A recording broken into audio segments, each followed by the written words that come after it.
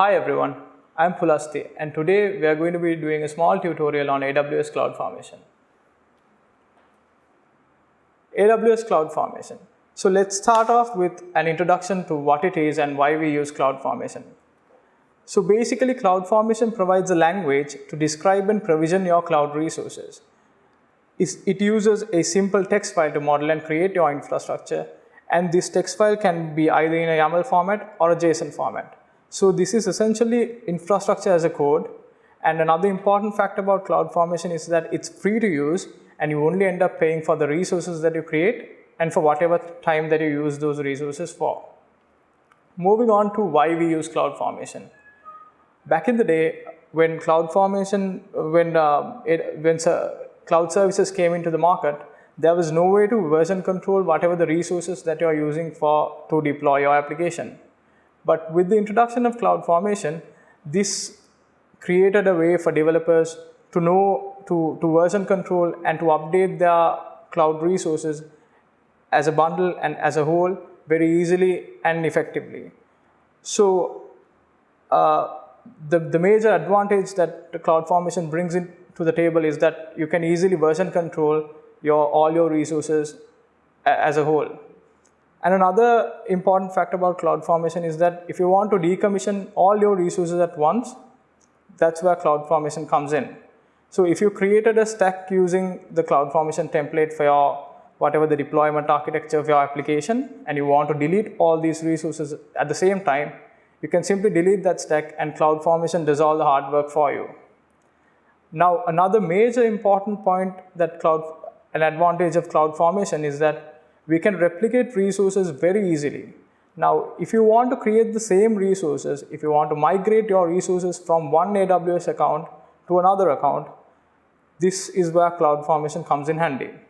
Now, not just moving resources between accounts. If you want to replicate the same resources within another region in AWS, again, CloudFormation does that for you. So if you created all your resources using CloudFormation templates, it's just a matter of running those templates in either the different region or the different account using different parameters that are specific to that particular region or account. Right. So let's move into the template anatomy of CloudFormation templates. So the information about template anatomy can be found on AWS documentation.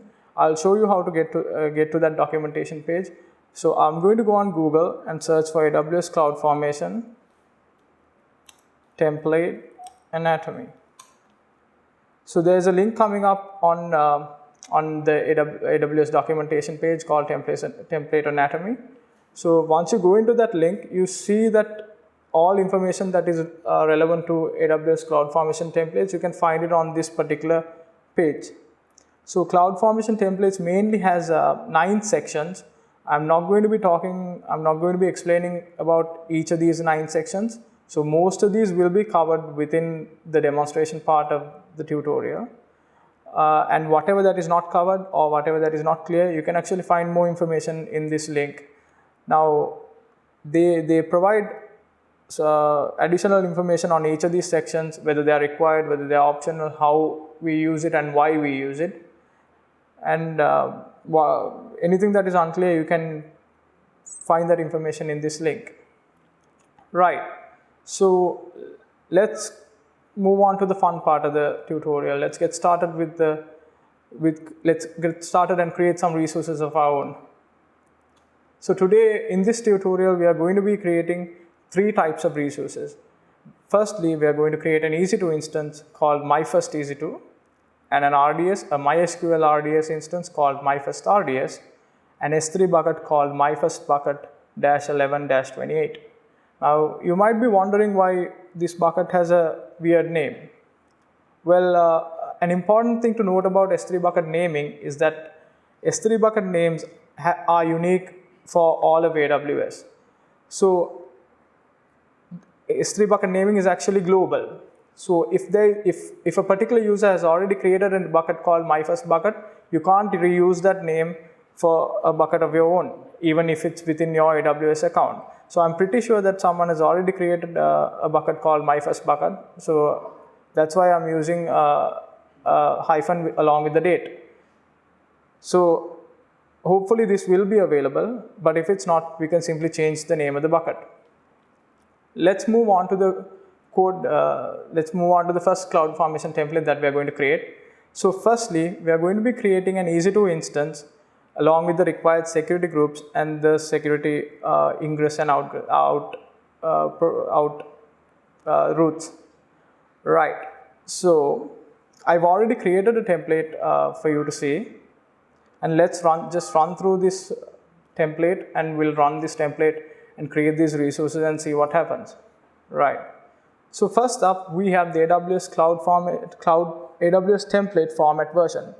Right now for AWS CloudFormation, there is only one template version, which is 2010.9.9. And this value is optional right now because there is only one version of this the CloudFormation template.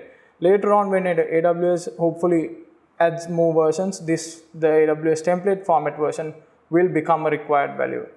So right now for AWS CloudFormation, the only section that is required is resources. The parameters, description or outputs, metadata, any of that sections are not required. The only required section is resources. So moving on to the next section of our template, we have the description. So I've given a small description called my first CloudFormation template EC2. Next up, we have the parameters. I'm not going to go into detail about the parameters. I'll get back to this when this comes across within the resources. So bypassing parameters, we are going to go into resources. First, now an important thing to note about the CloudFormation template resources is that this section contains all the resources that we are creating in this template. Now, in this particular template, I'm going to be creating an EC2 instance, an EC2 security group, an EC2 security group in role, and an EC2 security group out role. Now, the name that's given here, the EC2 instance, it could be anything, whatever the logical name of the template of the resource that we are creating in the template, right? And this value we can reference within different parts of the template. I will show how that is also done within the same template, right? So firstly, let's move into the template of the EC2 instance. We have the most important part of this, the EC2 instance template profile is the type.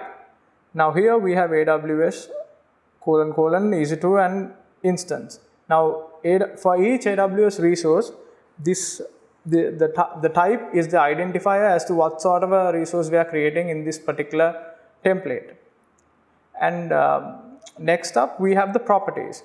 Now these properties define whatever the attributes that are associated with this particular resource that we are creating. Now these two types, the type and the property value, are inherent for all types of resources that we create through CloudFormations.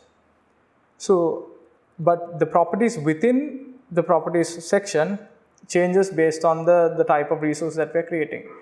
Now we don't need to remember all these the property values and how we use it, because it's going to change for each and every resource that we create. But we can find all this information within the AWS documentation. So how do you find that? Let's go into Google.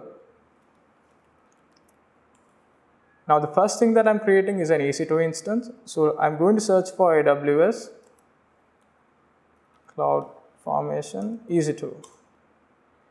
And the link that comes up with AWS documentation with the type name, you can go into this link and find all the properties that are inherent to the type EC2. Now there's about a good 10 to 15 properties here, which basically you don't need to know everything about. Most of these properties are required for very specific cases in very different scenarios, and it's not required that we know about all of these properties. In this particular case, I'm going to be creating an EC2 with a minimum number of required properties. So, but if you want to know anything specific about each of these sections, you can actually go into this link, and they provide a very comprehensive documentation on each of these properties and how you can use it, whether it's required or not and so on. There's also examples at the bottom of the link.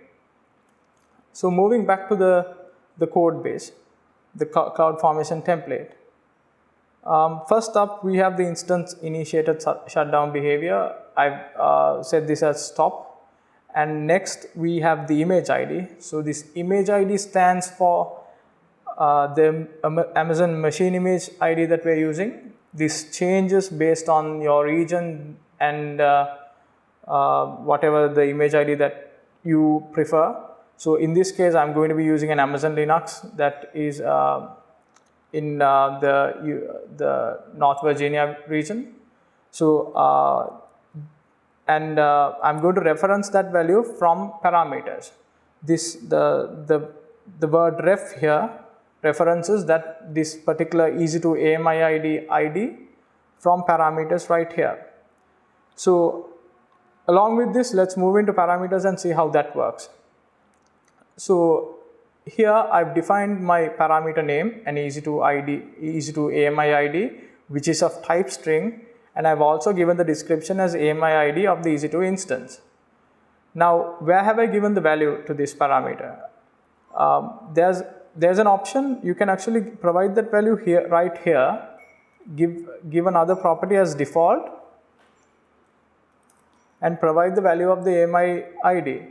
But I'm not going to do that. What I'm going to be doing is moving all the parameters to a separate parameter file. Now, let's just save this right here. And I've created another file called EC2 parameters. And in here, the parameter name, EC2 AMI ID, I've given it the value of the AMI and the AMI number, right?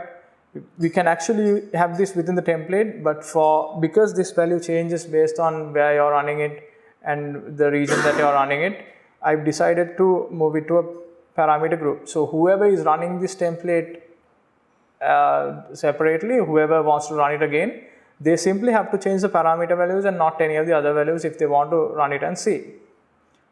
Right. So next up, we have the instance type. I'm going to be creating a small instance, a T2 micro. And I've also given the key name, the key pair that we use to SSH into this instance. That also I've given as a parameter called key pair name, which is referenced right here.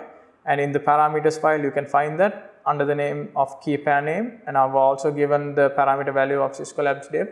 Now, an important thing to note here is that if you're running this template, you need to create your own key pair and find out whatever the AMI ID that you want to use, also the subnet IDs and the VPC ID. Right, so moving on. For this particular EC2, I'm going to disable monitoring, and I've added two tags, one with the name, my first EC2, and the environment, which is the development environment. Next up, we have the network interface.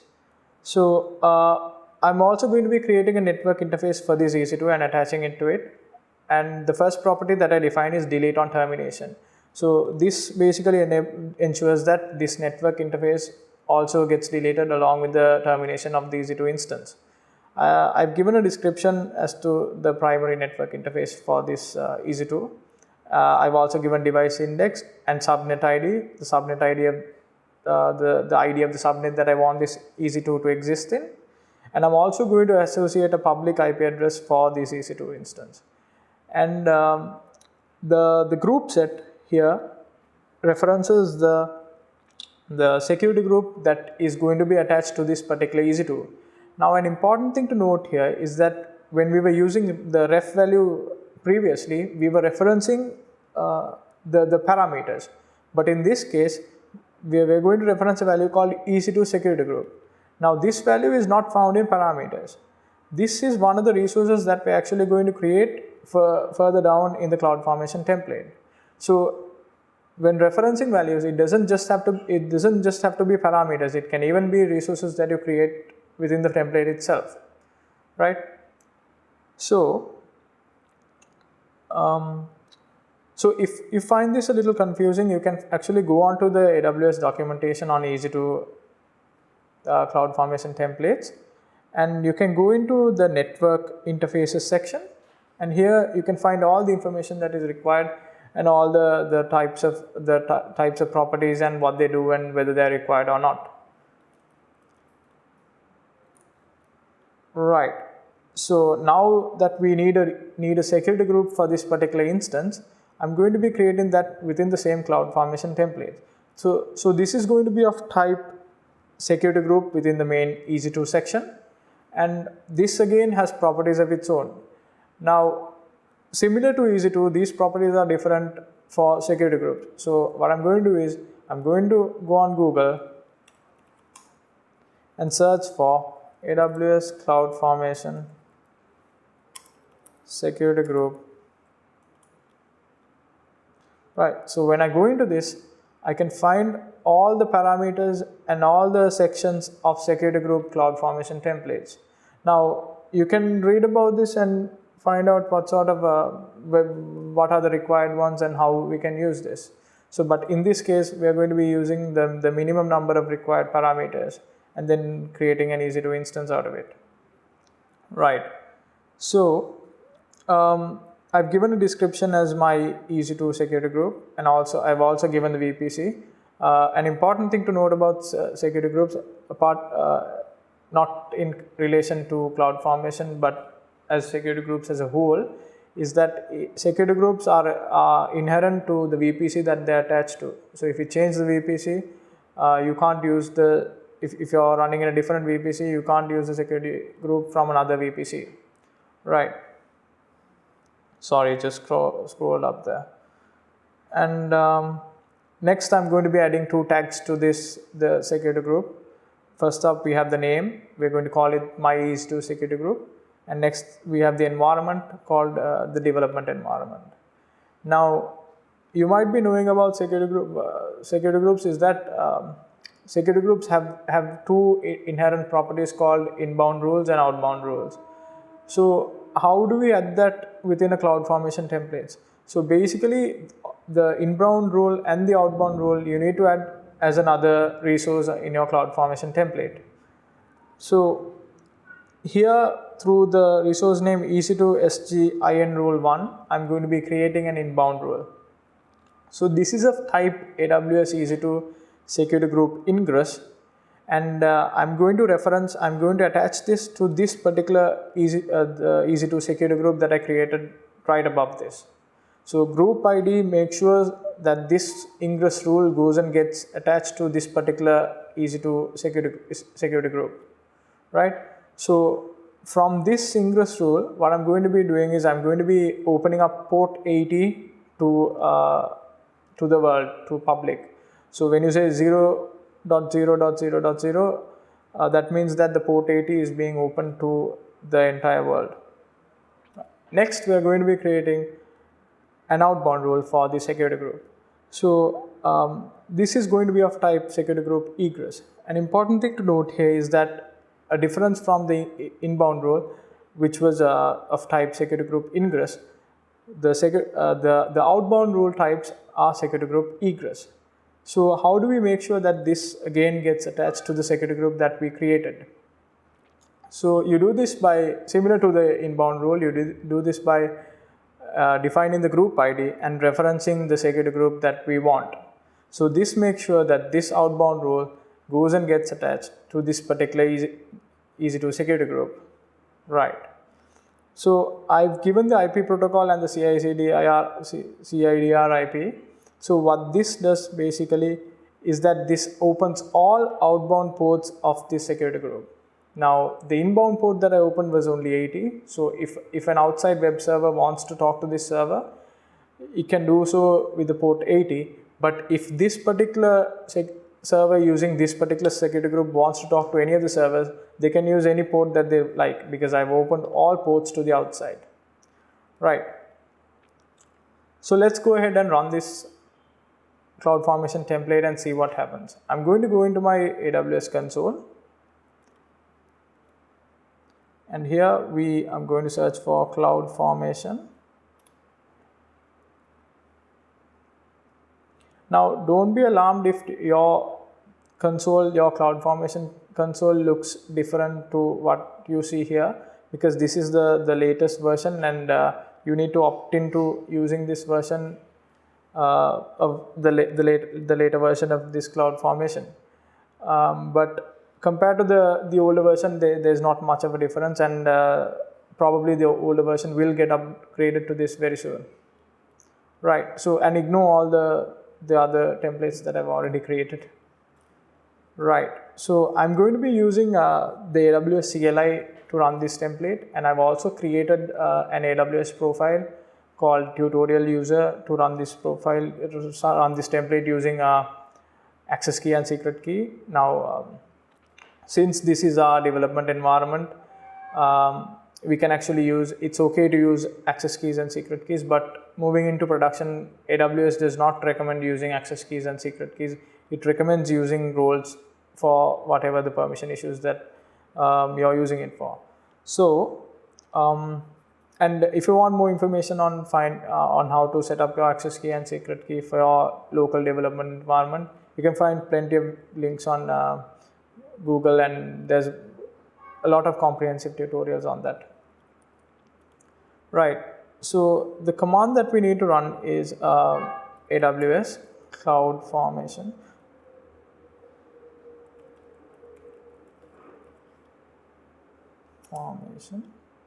And create stack. Now I need to give the stack name. Now it's okay even if you don't remember these parameters that are needed for this command. What you simply need to do is you can search this on their documentation. So I'm going to go to Google and search for AWS CloudFormation CLI. And this link on CLI documentation, you can find the create stack command and find the parameters that are needed. So a required parameter is the stack name. I'm going to copy that. I'm going to my terminal and paste that. So let's call this stack my first stack dash EC2. Now I need to also give the template body. So the template body stands for the CloudFormation template that we are using for this particular stack. I'm going to be giving it as a file. So I've given these commands in a separate file. We can use. I'll upload these files to GitHub and share the link in the description. So I'm just going to copy this right here, the file name. So this uses the current directory that I'm in / my first EC2.json. This is the file that we created. Also, and I'm also going to give the parameters file using the minus parameters keyword. Right. And as the profile, I'm going to give the one that I created. Tutorial user. Right, so let's run this and see what happens. Okay, so the stack was created successfully. The stack was submitted successfully. Actually, we can't say that it's created as of now. Let's go into the console and see what has happened. Right, so if I refresh this, I see that my stack is in progress. The create is in progress. Now, I can go into this and see what resources have been created and what are still being created. So as I can see, my security group has been created and my inbound role and outbound role have also been created. But the EC2 instance is still under creation. So this might take a couple of minutes to create, and you can actually see the progress within the console. Right, so this has created successfully. So now if I navigate into EC2, I should be able to find my EC2 instance easily. Right, I'm going to go into EC2 and go to running instances. Right, here it is, my first EC2.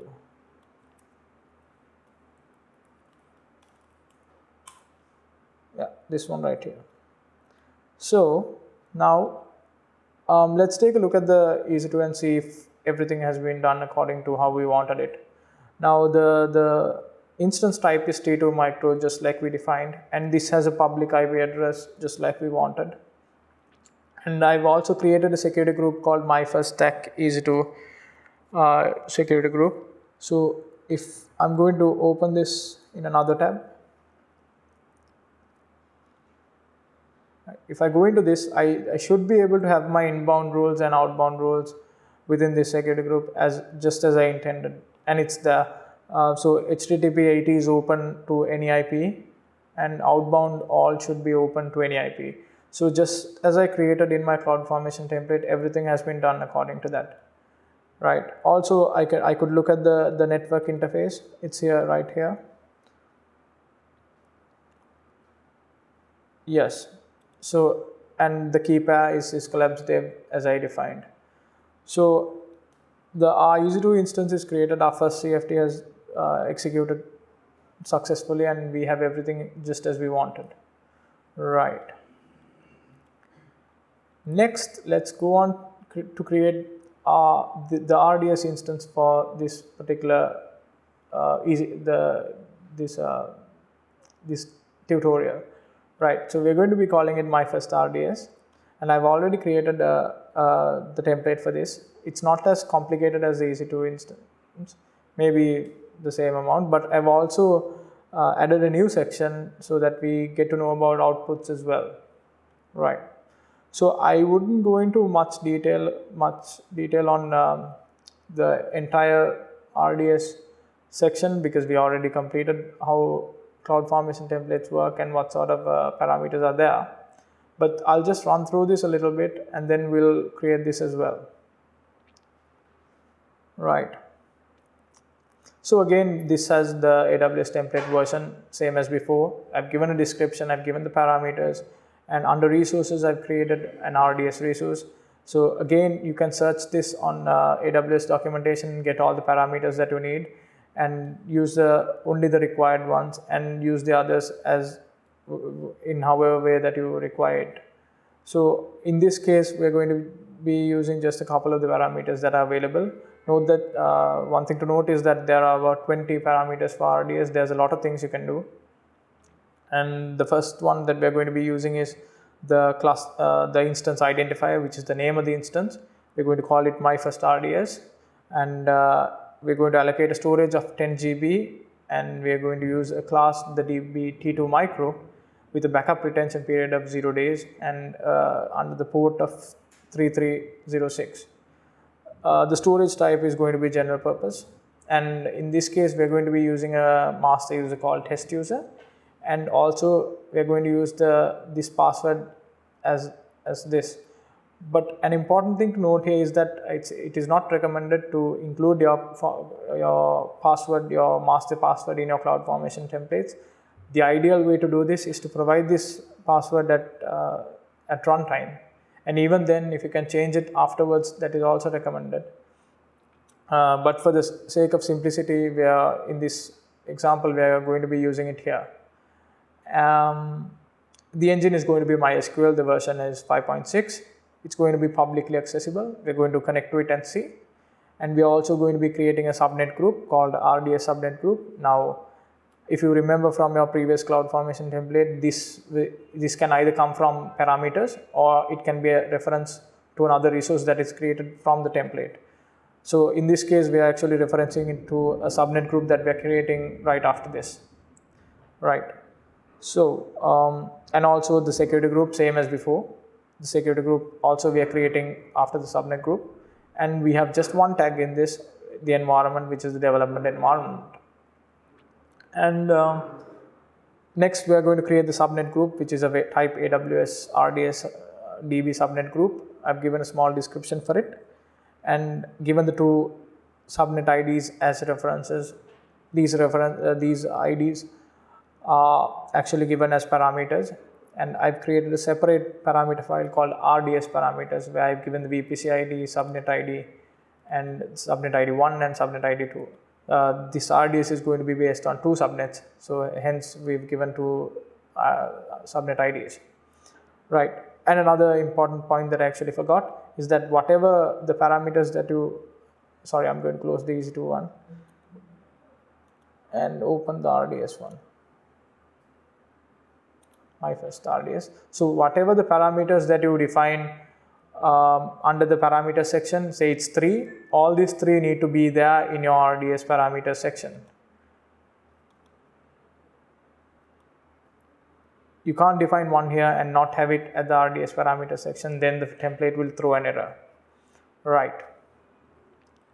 So next we are going to be similar to the EC2 security group, we are going to be creating a security group for this RDS. We are going to call it my RDS security group and add a tag called environment dev. Similar as before, we are going to be creating an inbound role and an outbound role. Inbound role is that port 3306 is going to be open to the public, and outbound role is that all traffic is going to be open, all out traffic is going to be open to all IPs. And what's different from the initial template is that I've also added the output section in this particular template. So what does outputs do?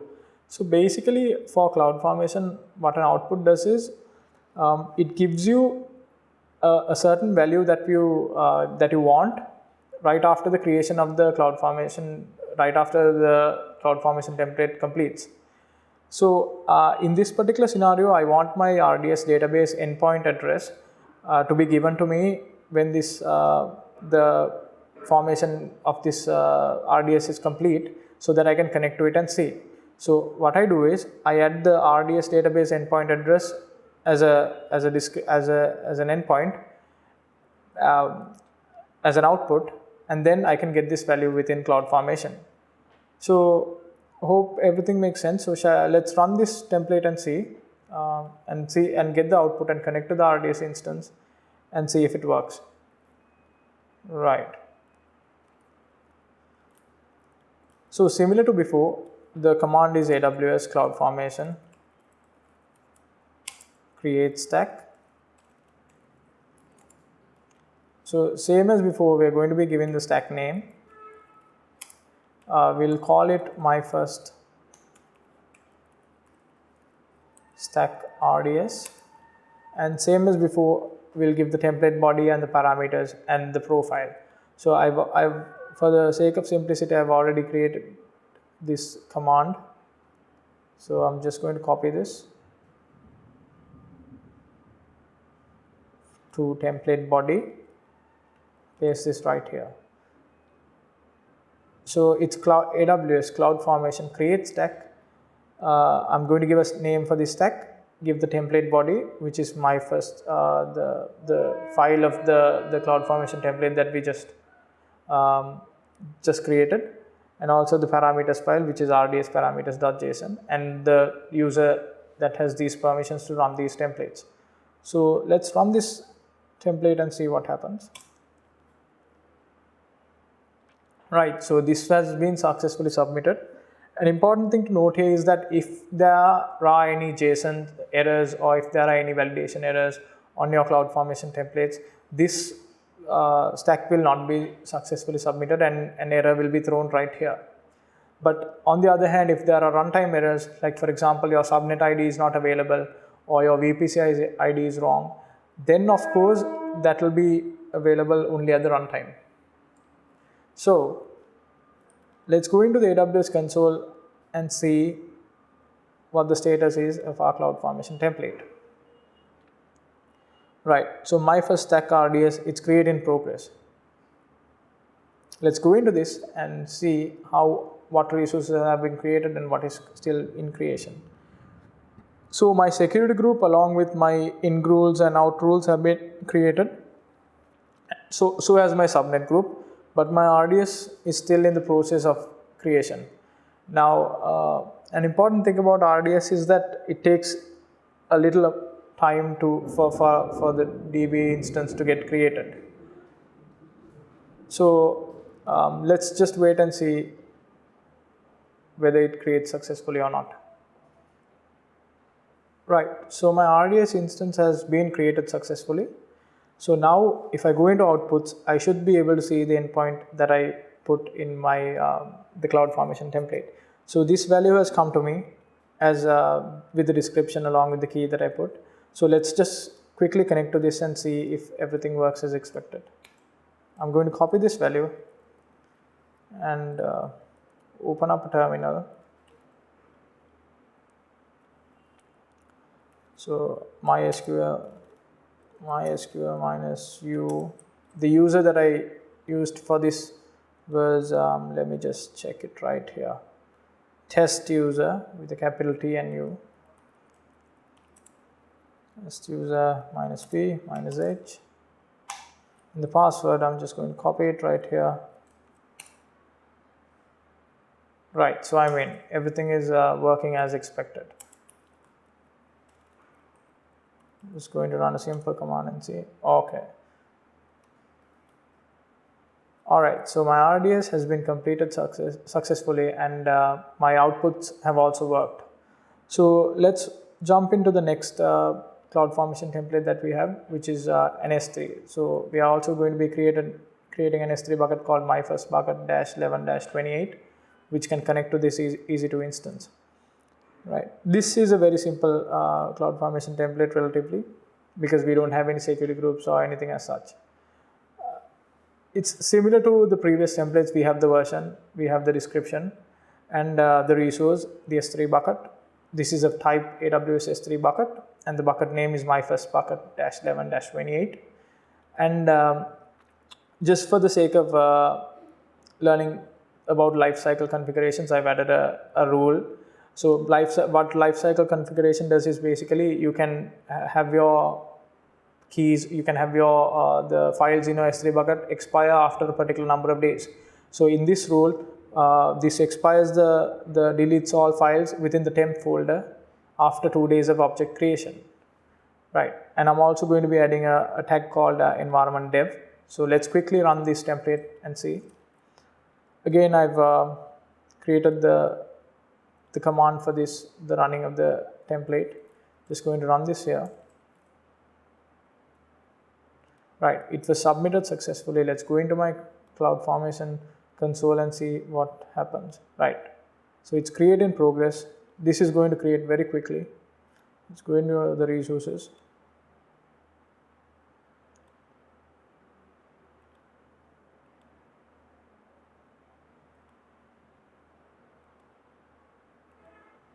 Right, so it is already created. I'm going to go into this bucket using this link right here.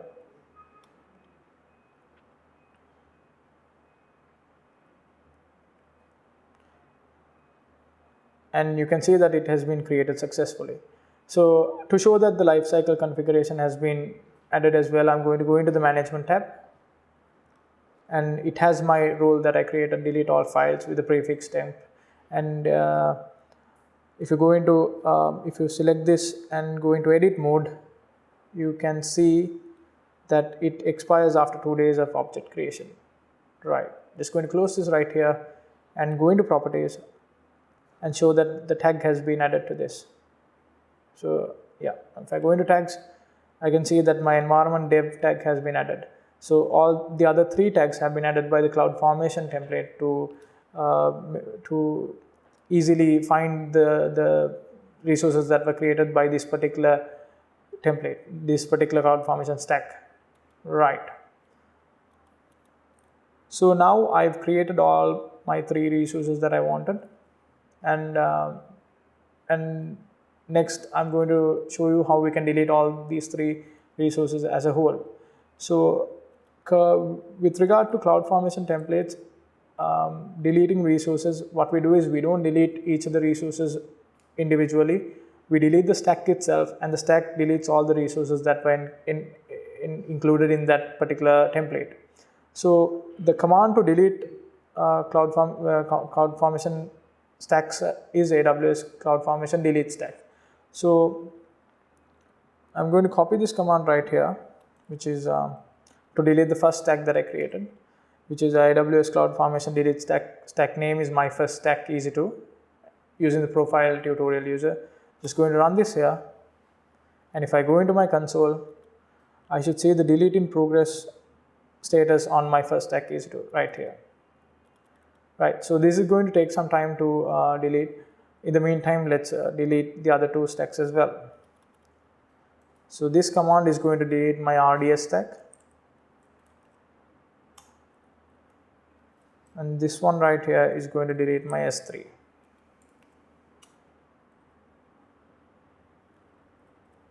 Now if I refresh this, all 3 should be in delete status, right? And my the first one has actually gone ahead and deleted itself entirely.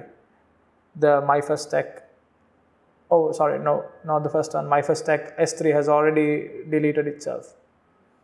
So my EC2 and RDS are still delete in progress. RDS, you should know that it takes a considerable amount of time because it creates a snapshot upon deletion. Right, so we've created and deleted our resources. An important thing to note about CloudFormation is that if you're not using these resources, make sure that you delete them, or else you will be billed for whatever the uptime of these resources. Right. So, and that concludes the AWS tutorial on CloudFormation. If you have any questions, you can post it on the comment section, and whatever links, whatever resources that we used in this video, you can find it in the description section of this particular video. So do comment if you have any questions. Have a nice day.